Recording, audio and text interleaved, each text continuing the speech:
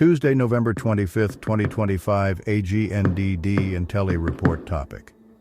Gramma Galapagos tortoise dies at about 141. Please pardon any visual and informational inaccuracies in this entirely AI-generated article-based video. Gramma, a Galapagos tortoise at the San Diego Zoo, dies at about 141. She traveled through her long life at her own pace. By Victor Mather, November 24, 2025, New York Times. Tortoises are slow, while most of Earth's creatures zip around, feeling, doing, acquiring, discarding, destroying. Tortoises mosey at glacial speeds. A Galapagos tortoise maxes out at about 0.15 miles an hour, roughly 1/20th as fast as a human typically walks. And forget about falcons, cheetahs, and sailfish. They are in another world altogether. But tortoises get the last laugh. As members of the other species each take their last breath, the tortoise keeps chugging along year after year after year. But now Gramma, a Galapagos tortoise, has eaten her last cactus fruit, the San Diego Zoo reported.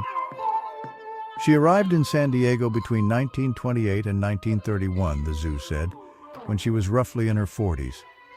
The zoo's best guess is that she was 141 when she died on Thursday.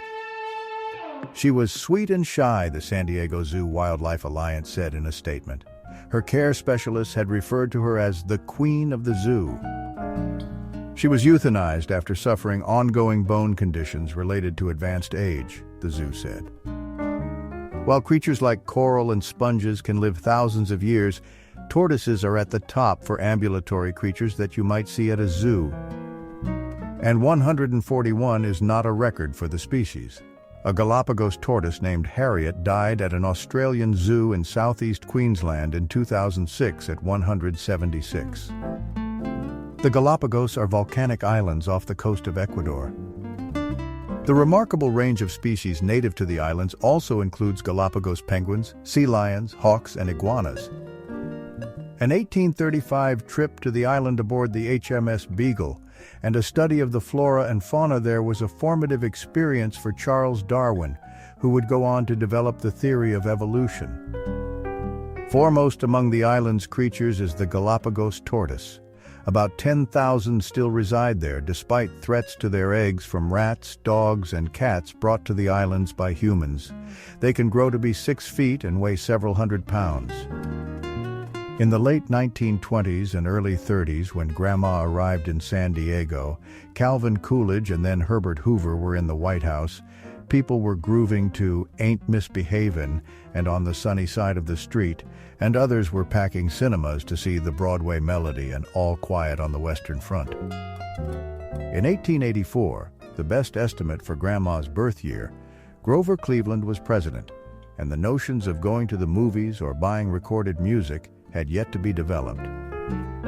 Tortoises have a way of making news, if at their own pace.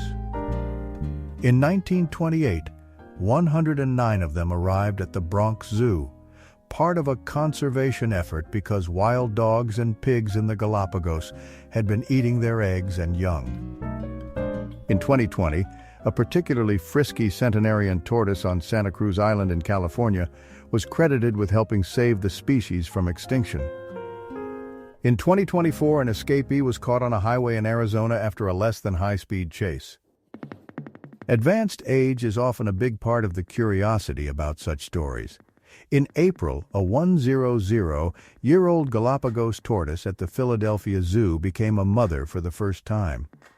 They are about the size of a tennis ball, and they are pretty feisty, actually, a zoo official said of the young.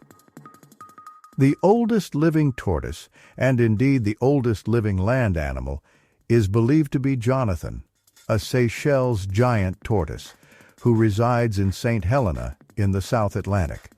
The best estimate is that he is over 190 years old. Victor Mather, who has been a reporter and editor at the Times for 25 years, covers sports and breaking news.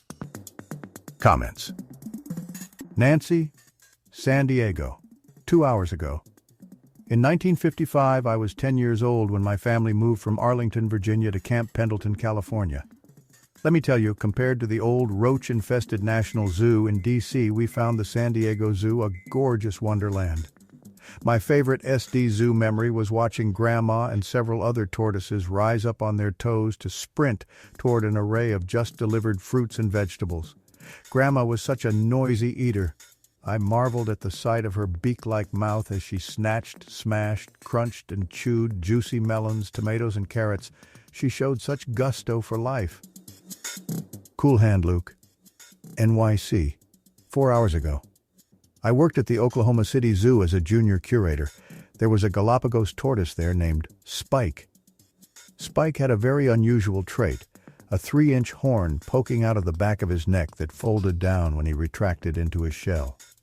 It was believed to be a genetic artifact of some kind, a defensive trait that doesn't present in most Galapagos tortoises. I contracted the zoo in 2020, curious if Spike was still alive. This was their response. Unfortunately, Spike passed away in 1998. I still wonder how old he was. All of the tortoises in the exhibit were gentle giants. I used to sit on their backs during lunch and they didn't seem to mind as long as you gave them some neck scratchies and lettuce. Thank you for watching this AGNDD intelliReport, dear viewers. Please like, subscribe, and click the bell button to get notified during new uploads. And make sure to tune in next time. Stay safe and healthy. Cheers!